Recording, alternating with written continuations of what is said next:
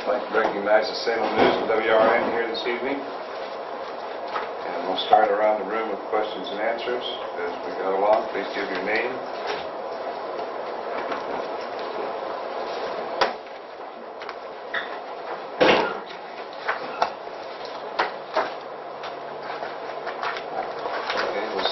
We'll start right here. Please give your name and the reason for being here. Oh, well, just in time. Yeah. Thank you. My name is Nick Barbarak. I'm the state representative for the 5th District. And I was in the area, so I wanted to stop by. I found some time to come by. I wanted to just observe your meeting and find out if you guys have any issues, any needs that you have coming from the state. One of the things that I've been working on...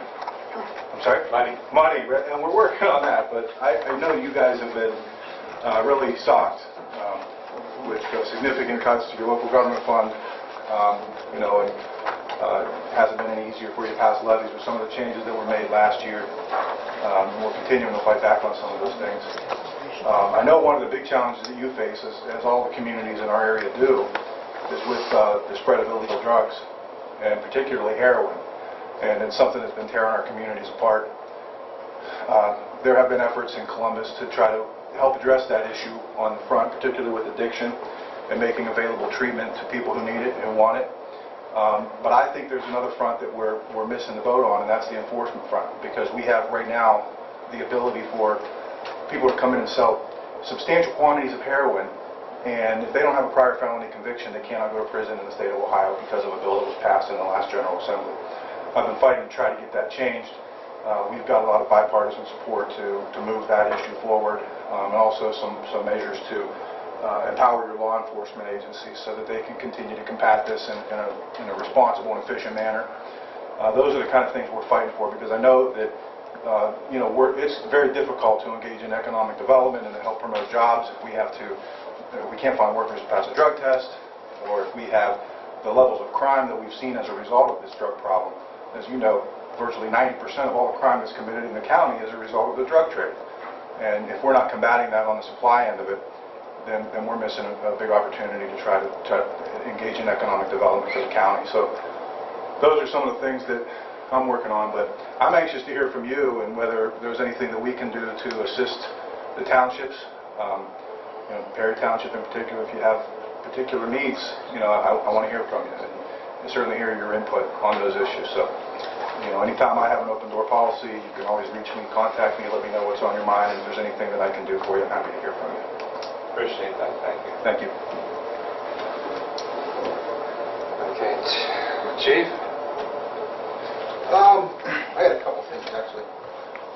Number one, I was wondering if you guys may have heard anything back yet about the first responders program we're trying to get going this week. Second of all, I wanted to pose a question to you. The papers that I given you was for grants that we have been applying for. We've been applying for this specific one for quite a while now, a little over a year. What I was going to ask, we could use some newer air bottles. We need some of the ones that we have are from like when we started. I'm not going to ask for 20 of them, that's just what we had on the grant, but I would like to know if we could go with, if we could possibly get 9 of them. That would be for each jump seat on the trucks. So the first crew in would have a little bit easier road to haul.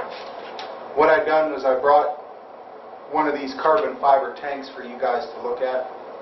They're about 11 pounds lighter than the regular steel tanks that we have. Is that the one you have marked Scott here? Yes. I've called many vendors. I was on the phone for a little over a week.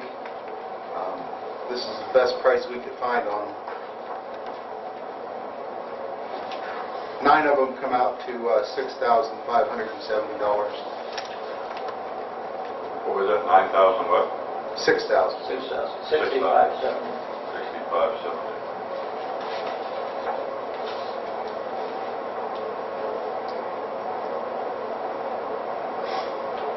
This is what you you have to use if you go into a burning place for the oxygen? Yes. Okay. What's your pleasure? I'd make a motion to purchase 9 of them to the 6570. Your grants that you've been applying for, do they give you a reason when you come back why you're not getting the grants? No, I called down and I had a conversation with the lady down in Columbus today.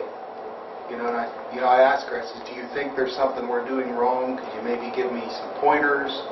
A little bit, maybe you could guide us in the right way, something we're not doing right? And she says they just go through and just pick them as they come. Nick, do you know anything about these grants? Or I'm happy to look into it and see what I can give you your seems like information. every time we're applying for grants and that they get rejected or... Yeah, it's a competitive, I know it's a competitive process. Yeah. Say Green Township just got a You just got to 140. for a new brush fryer, Yeah. brush truck. Brush truck, $140,000. They threw a grant. I keep wondering, why don't we get it? Are you applying for it with the Perry Township Volunteer Fire Department, or are you applying for it through Perry Township? It would be through Perry Township. Is that through the township?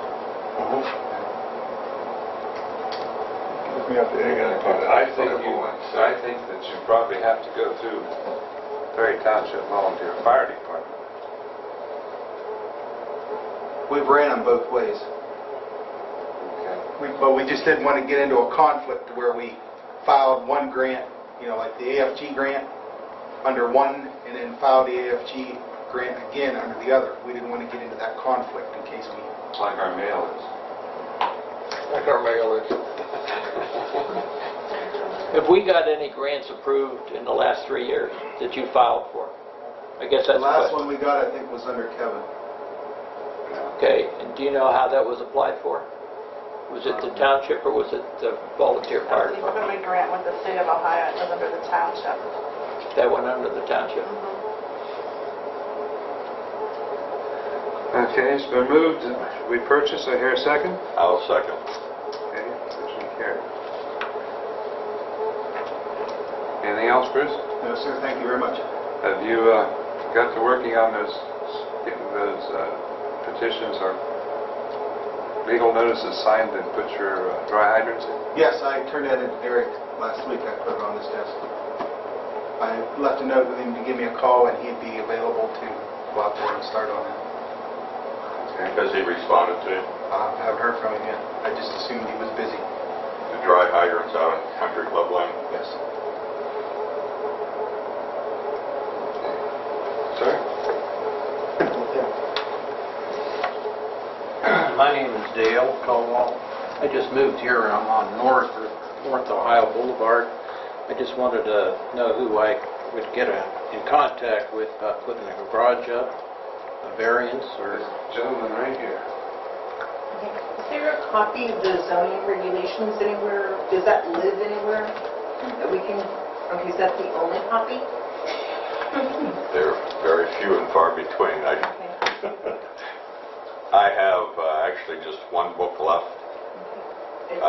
We're in the process of changing some of our regulations, and so I've been printing up. What did you need to know on the garage? We need to know on it. Do I need to know? You want to put up a detached garage? Yeah. Detached garage, you're allowed one detached garage per lot. Cannot be bigger than 768 square feet. Okay. I can make you a copy of that section here if you like. Mike can maybe run that for me before you leave. Salem Structures, it's going to be a pre-built one already. Pre-built garage. You can do a pre-built Yeah. garage. So we can get it pretty close to the right square footage, whatever. You have to be 10 feet from the side of your property line, 6 feet from the rear. Okay. It can only be 1 story high. All right.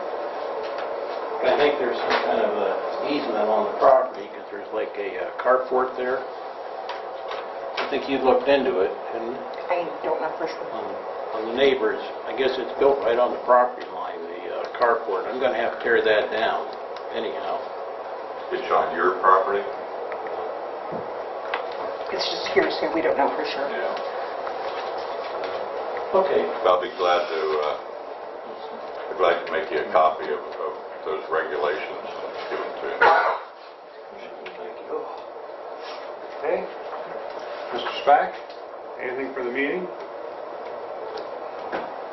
No, Mr. Aldhouse? nothing for the meeting, sir, thank you. See ya. Did you guys get my monthlies? I've been in there 10 minutes with my office part trying to figure out what I did with them. They're here. Yeah, okay. And have we come up with anything on the post office box? I've not gotten mail in 3 days. I mean, it's just uncommon for me not to have requests for reports and that.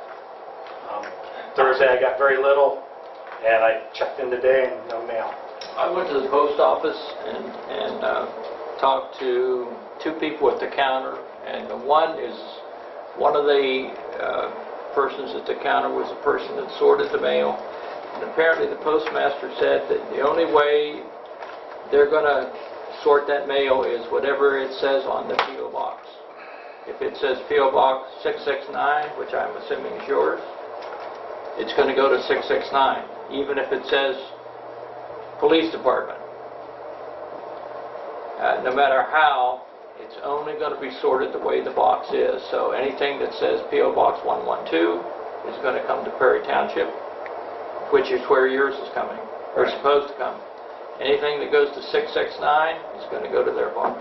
I'm also trying to figure out how all that stuff got stamped 669. Well, apparently it was something done over a year ago, from what I understood, and that has stopped. But the only way we can change anything is to get a list of the utilities or any people that you know you get normal correspondence from. Send them a letter and state on it that your address needs to be P.O. Box 112. Well, it's been like, I mean, I shouldn't have any change. I mean, we've been on 112 for probably 8 years. Well, I know, but apparently there was something done over a year ago, and when that was initiated, it changed a lot of the correspondence. So, and it's not doing, there's nothing going like that now, but they're only going to sort it, whatever P.O. box it says on it. If it says Perry Township, but it says P.O. Box 669, it's going to go to the Volunteer Fire Department. Who stamps it? It's not is it addressed to 112 and then they restamp it? No. So someone's mailing it to you with the wrong address on it? That's right. Yeah, That's right. I think there was a change of address made a couple of years ago, and the post office informed the people that they were routing our mail to. Right. That's how it came about. They sent That's it how back the post office box numbers got changed. But now, the only way we can get it corrected is we need to notify those vendors or parties and tell them it needs to be at P.O. Box 112. And I called Susan, I think I left you a message, and I didn't know if somebody has a list, can get me a list, I'll be glad to contact people.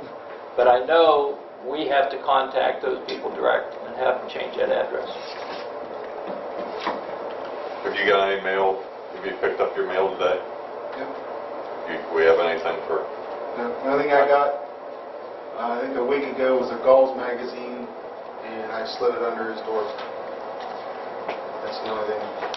I think, Susan, you're still missing utility bills, aren't you? Yep, utility bills are still getting changed. I change them every 2 months back to 112, and every 2 months they get back to 669, so somebody's still changing them. My suggestion is, why don't we just have one post office box? Why do we need 2? Maybe there's something in a national database just triggering it. There's a national database that people automatically enter in, and it spits out what the 4-digit zip code, the 5 plus the 4. How often do you get your mail, Bert? I check it every day. Do you It every gets day? checked every day either by me or secretary from the department. Well, it shouldn't. And then if If you I see get it's not anything yours, from you guys, I then usually drop it off at Cliff's house, because Susan's usually her office is closed by the time we get off work. So if I get anything, I drop it off at the post. Okay, anything else, Chief? No, I'm good. Okay, we have Resolution 1415 to accept the 2015 tax budget. So moved. Second. Trustee May? Yes. Trustee Kendrick? Yes. Trustee Rudolph? Yes. Resolution 1416 to accept the tax rate as the County Budget Commission. So moved. Second. Trustee Rudolph? Yes. Trustee Kendrick? Yes. Trustee May? Yes. Resolution 1417, 2015 Group Rating Program for Workers' Compensation with the Frank Gates Company. So moved. Second. Trustee Kendrick? Yes. Trustee May? Yes. Trustee Rudolph? Yes. Is there any other new business we need to discuss at this time? Have one zoning permit for the month of July so far. Don't you have two? Oh, okay.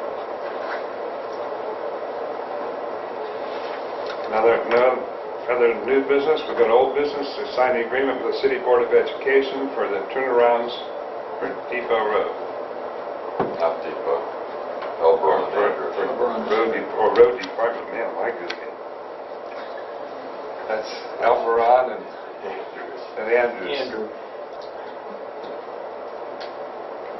Do we need a motion on that? Yes. So moved. Second. Trustee May? Yes. Trustee Kendrick? Yes. Trustee Rudolph? Yes. Any other old business?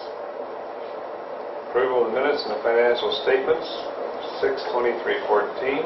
So moved. Second. Fiscal officers' announcements. You signed checks and ACHs for $86,193.01.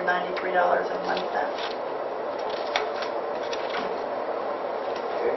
Trustee comments, Mr. Rudolph. I have none. Mr. Kendrick?